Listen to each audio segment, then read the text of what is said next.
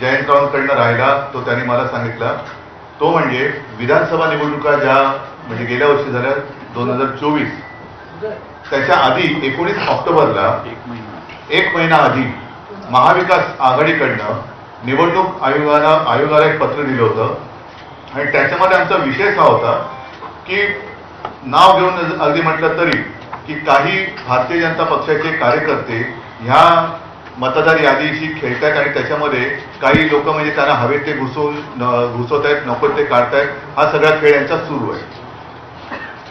आता जसं या दोघांनी सांगितलं, अगदी हे पुरावे, ही काही यादी आम्ही घरी नाही छापलेली आहे. एकेका व्यक्तीचं नाव 4-4 ठिकाणी आहे, एका जागेवरती 200 नावं नोंदलेत. हा सगळा लोकशाहीचा खेळ खंडोबा चाललाय.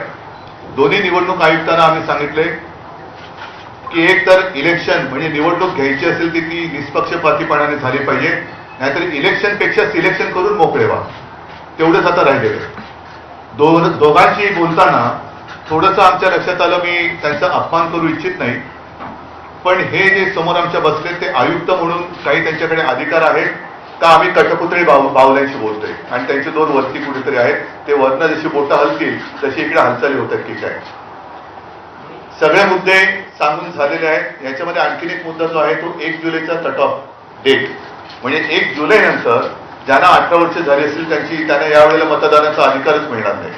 ही कुठली